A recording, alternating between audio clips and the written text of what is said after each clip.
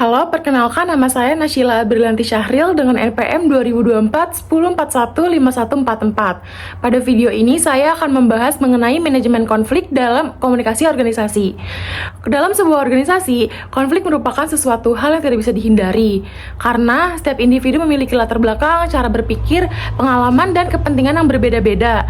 Hal inilah yang menimbulkan perbedaan pendapat, kesalahpahaman, hingga konflik antar individu maupun kelompok.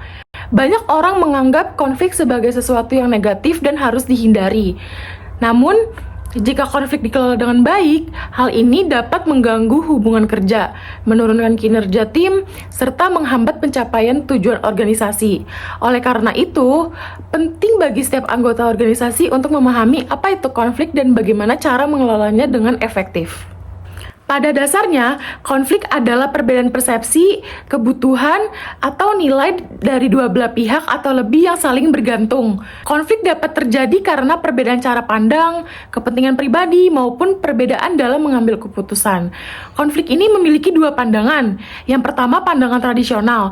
Pandangan tradisional ini, konflik dianggap sebagai sesuatu yang merusak dan harus dihindari karena dapat mengganggu keharmonisan dan stabilitas organisasi.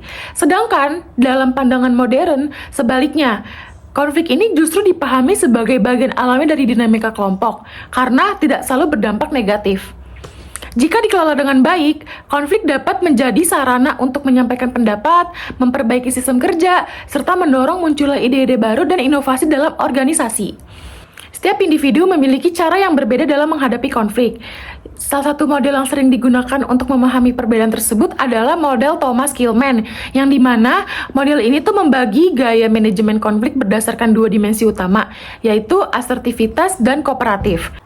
Sebagai contoh, dalam situasi kerja kelompok di organisasi kampus, konflik sering muncul saat pembagian tugas, yang dimana anggota yang memiliki tingkat asertivitas tinggi biasanya akan menuntut supaya tugas tersebut sesuai dengan keinginannya tanpa terlalu mempertimbangkan kondisi anggota lain. Sedangkan anggota yang terlalu kooperatif cenderung selalu mengalah dan menerima semua keputusan, meskipun hal ini dapat merugikan dirinya sendiri. Jika kondisi ini terus terjadi, individu dapat merasa tidak adil dan akhirnya memicu konflik baru. Sikap yang paling ideal dalam menghadapi konflik adalah dengan menggabungkan asertivitas dan kooperatif. Artinya, seseorang tetap menyampaikan kepentingan dan perbedaannya dengan jelas, namun tetap menghargai kepentingan pihak lain. Dengan adanya sikap ini, konflik dapat dikelola secara lebih sehat dan adil bagi semua pihak. Untuk menyelesaikan konflik secara efektif, diperlukan tahapan manajemen yang sistematis. Tahapan yang pertama itu adalah mengidentifikasikan masalah, yaitu dengan membedakan antara gejala konflik seperti emosi atau kemarahan dengan akar masalah yang sebenarnya. Lalu tahap kedua itu mendengarkan secara aktif. Setiap pihak perlu diberikan kesempatan untuk menyampaikan pendapat tanpa interupsi. Dengan mendengarkan secara aktif, masing-masing pihak akan merasa dihargai dan dipahami. Lalu yang ketiga, mencari persamaan atau tujuan bersama. Contohnya, dalam kerja kelompok, tujuan bersama yang dimiliki adalah menyelesaikan tugas dengan baik dan tepat waktu. Lalu, melakukan brainstorming solusi dengan mengumpulkan berbagai alternatif solusi tanpa menghakimi terlebih dahulu. Setelah itu, dipilih solusi yang paling adil dan realistis untuk dijalankan, serta melakukan evaluasi supaya konflik tidak terulang lagi. Komunikasi memiliki peran yang sangat penting dalam pengelolaan konflik. Salah satu teknik komunikasi yang efektif adalah penggunaan I statement, yaitu menyampaikan perasaan dan kebutuhan tanpa menyalahkan pihak lain. Penggunaan I statement ini dapat membantu mengurangi emosi negatif dan menciptakan suasana diskusi yang lebih terbuka.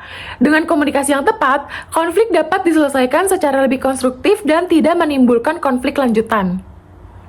Dalam menyelesaikan konflik, strategi yang paling ideal adalah win-win solution, di mana semua pihak merasa diuntungkan dan tidak ada yang dirugikan. Dengan memahami kepentingan masing-masing pihak, konflik dapat menjadi sarana untuk memperbaiki hubungan dan meningkatkan kinerja organisasi. Kesimpulannya, konflik bukanlah sesuatu yang harus dihindari, melainkan harus dikelola dengan komunikasi yang efektif dan saling menghargai agar organisasi dapat berkembang dengan lebih baik. Dengan demikian, penjelasan mengenai manajemen konflik dalam organisasi. Terima kasih. Dengan demikian, penjelasan mengenai manajemen konflik dalam organisasi. Terima kasih.